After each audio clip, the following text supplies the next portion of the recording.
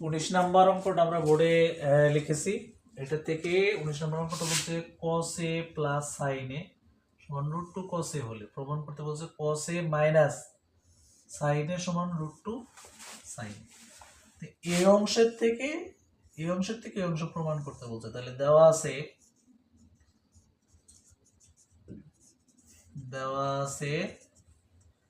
cos a plus sin a √2 cos a sin a সমান এই পাশে আছে কি √2 cos a, এই cos এর সামনে আছে কি প্লাস, তাহলে ওই পাশে গেলে মাইনাস cos a বা sin a সমান এই জায়গায় কমন আছে কি cos, তাহলে এই জায়গায় হচ্ছে √2 মাইনাস 1 ইন্টু cos a। আমি আমার পড়ানোর অভিজ্ঞতার আলোকে বলতেছি যে এই জায়গাটা বা এই লাইনটা এই অংশটাই বোঝা, কিন্তু এই অঙ্কর মধ্যে বুঝতে ছাত্রছাত্রীদের সবচেয়ে বেশি প্রবলেম হয়। এটা তারা বোঝে এই অংশ, এই কসটা এই জায়গায় কমন আসছে, টুটা এই জায়গায় আসছে, ওকে, এই মাইনাসটা এই জায়গায় আসছে। তাদের প্রশ্ন হচ্ছে যে কসটা এই জায়গায় কমন আসছে, কিন্তু এই ওয়ানটা কই থেকে আসলো।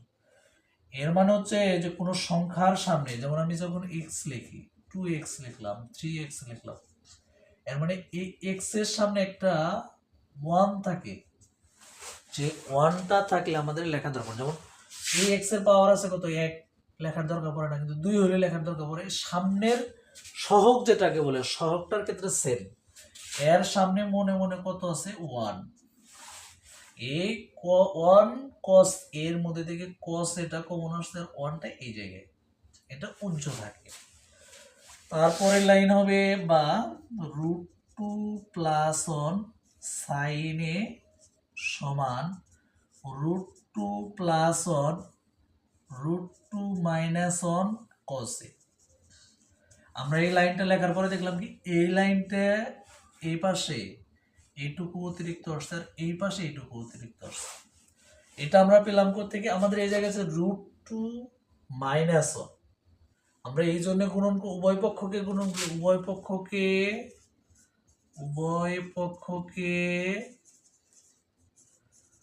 √2 প্লাস 1 দ্বারা গুণ করে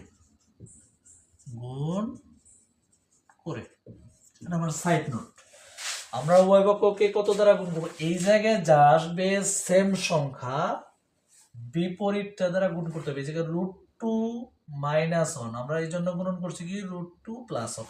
এরকম একটা সেম অঙ্ক কিন্তু আমাদের উচ্চতর গণিতে আছে, ওই জায়গায় প্লাস আসে, √2 প্লাস 1 আমাদের গুণ করতে হয় √2 মাইনাস 1। তো গুণন করি আমরা, তাহলে আমরা এই জায়গায় এই লাইন থেকে কি করলাম যে আমরা এটা এই পক্ষকেও √2 প্লাস 1 দ্বারা গুণ করলাম, এই পক্ষকেও √2 দ্বারা গুণ করলাম। √2 আবার কোন নিয়ম থেকে আসবে, এই জায়গায় যা আসবে তার বিপরীত, মাঝখানে চিহ্নটা বিপরীত সংখ্যা দ্বারা উভয় পক্ষকে গুণ করতে হবে। এটা গুণ করলে √2 sin a, মাঝখানে আছে কত প্লাস, তাহলে এটা 1 আর sin গুণ করলে ধর 1 থাকে না, তাহলে হচ্ছে এটা sin a থাকে না, বলতে 1 আর sin গুণ করলে sin হয়, 1 দ্বারা গুণ করলে মানের কোনো পরিবর্তন হয় না। তাহলে আমরা আবার দেখি এইটা এই অংশের সাথে এইটা গুণন করে হয়েছে, এইটা মাঝখানে আছে প্লাস, এই 1 দ্বারা এটা গুণ করলে মানের কোনো পরিবর্তন হয় না, এইটুকু কিন্তু আমাদের সূত্র প্রয়োগ হয়েছে। এটা হচ্ছে a প্লাস b আর এটা হচ্ছে a মাইনাস b, তাহলে হচ্ছে a square minus b square. এই জায়গায় আবার একটা সেকেন্ড ব্র্যাকেট ব্যবহার করতে হবে, তারপর হচ্ছে cos a, সেকেন্ড ব্র্যাকেট ব্যবহার করতে হবে, তিনটা কিন্তু পরস্পর গুণন অবস্থায় আছে, এর মানে এই দুইটার ফলাফলের সাথে এটা গুণন হবে। কিন্তু আমরা যদি সেকেন্ড ব্র্যাকেট না দিই, শুধু এই দুইটা গুণন বোঝাবে, এটা গুণন বোঝাবে না, এই জন্য আমাদের সেকেন্ড ব্র্যাকেট দাও বাধ্যতামূলক, অবশ্যই দিতে হবে।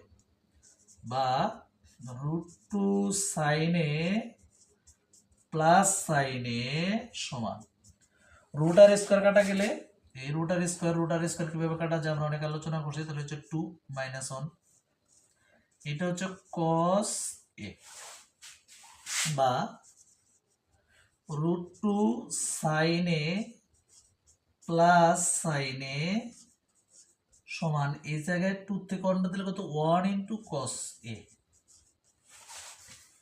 তাহলে আমরা দেখলাম কি a2 এই পাশে যা আছে তাই, এই পাশে দেখলাম 1 থেকে 2 থেকে 1 বাদ দিলে 1, আর এই cosটা হচ্ছে এই জায়গায়। তারপরে হচ্ছে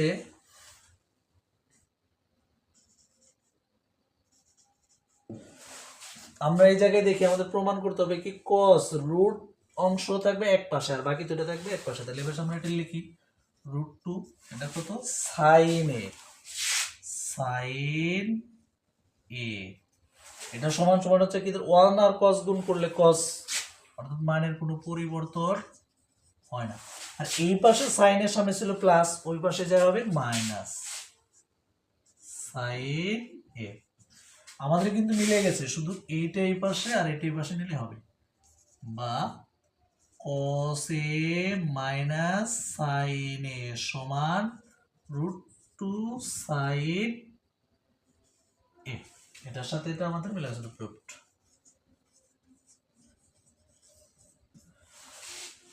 আমরা এই জায়গায় দেখলাম যে আমাদের 21 নম্বর অঙ্কটা অনেক সুন্দরভাবে, অঙ্কটা কিন্তু অনেক ইম্পর্টেন্ট, পরীক্ষায় মাঝে মধ্যেই আসে।